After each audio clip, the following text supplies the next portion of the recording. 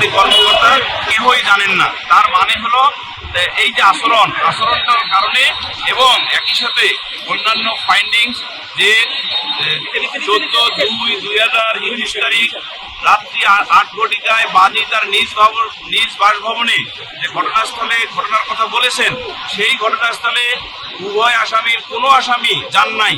ফলে একটি মামলার মূল উপাদান যে কয়েকটি, তার মধ্যে হলো place of occurrence, time of occurrence এবং ম্যানার অফ অকারেন্স, সেই যে জায়গায় ঘটনার কথা বলা হয়েছে সেই জায়গাতে নাসির কিংবা তামিমা কিংবা উভয়ে কোনোদিনে যান নাই। তাহলে অপরাধ হয় কি করে? এই ফাইন্ডিংস দিয়ে মাননীয় আদালত উভয় আসামিকে বেকসুর খালাস দিয়েছেন। ধন্যবাদ। প্রমাণ পেয়েছিলেন আপনাদের কি তদন্ত কর্মকর্তা উদ্দেশ্যভাবে বা আইনচিত হয়ে এই চাকরি দিয়েছিলেন? এইটা তদন্তকারী কর্মকর্তাকে জিজ্ঞাসা করবেন যে উনি ওনার জেরাতে বলেছেন যে তামিমা 2016 সালে তালাক দিয়ে সৌদি আরব গিয়ে ক্রিকেটার নাসির হোসেনের সহিত বিবাহ করার পূর্ব পর্যন্ত কতদিন বাংলাদেশে এসে থেকেছেন, এটাই তদন্তকারী কর্মকর্তা জানেন না। অথচ তার পাসপোর্টের ফটোকপি তার কাছে দেয়া হয়েছিল।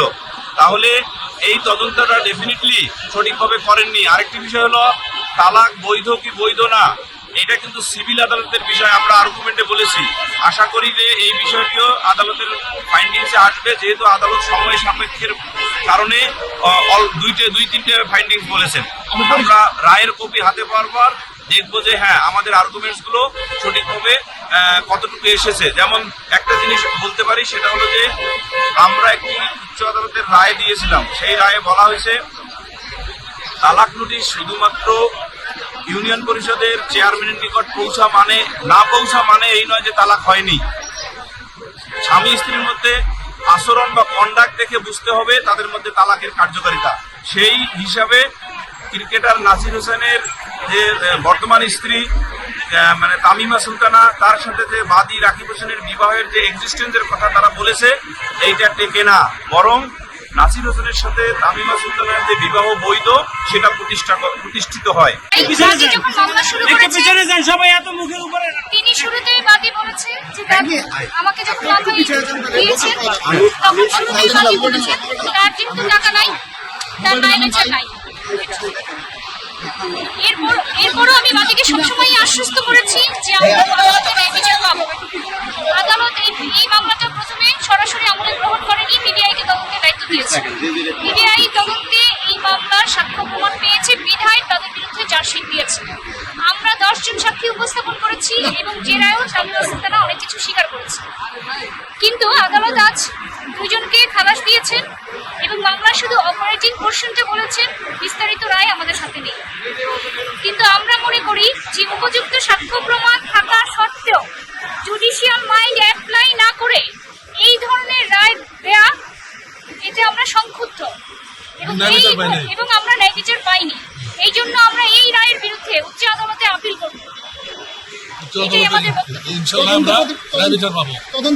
পর্যবেক্ষণে আদালত কি বলেছেন? আসলে পিবিআই তদন্ত রিপোর্টে এসেছিল আসামি তামিমা সুলতানা ডিভোর্স না দিয়ে রাকিব হাসানকে বাদীকে ডিভোর্স না দিয়ে বিয়ে করেছেন এবং 2016 সালের যে ডকুমেন্টগুলো সেগুলো সম্পূর্ণ জালিয়াতির মাধ্যমে তৈরি করা, এবং সেই সপক্ষে PW6 অর্থাৎ ডাক বিভাগের ডিজিএম এসে বলেছেন তারা এই বিষয় নিয়ে ইন্টারনালি তদন্ত করেছেন, তদন্ত করে দেখেছেন সেই ডাক রসিদগুলি ডাক বিভাগেরই না।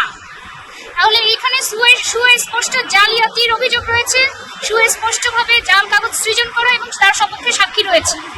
এবং শুধু তাই নয়, তাদের একাধিকবার সম্পর্কের বিভিন্ন রকম তথ্য প্রমাণ সবকিছুই আদালতের কাছে আছে। 2 জন চেয়ারম্যান এসে বলেছেন তারা কোনো ধরনের নোটিশ পাননি এবং তামিমা সুলতানা তার জেরায় বলেছেন তিনি আসলে সিটি কর্পোরেশন বা চেয়ারম্যানকে কোনো ধরনের নোটিশ পাঠাননি। এখন আমাদের বক্তব্য হচ্ছে কোনো নোটিশ না পাঠায় জাল ডকুমেন্ট তৈরি করলেই যদি খালাস পাওয়া যায়, তাহলে এই ধরনের দৃষ্টান্ত আসলে সমাজের জন্য খুব ক্ষতিকর দৃষ্টান্ত হয়ে থাকবে।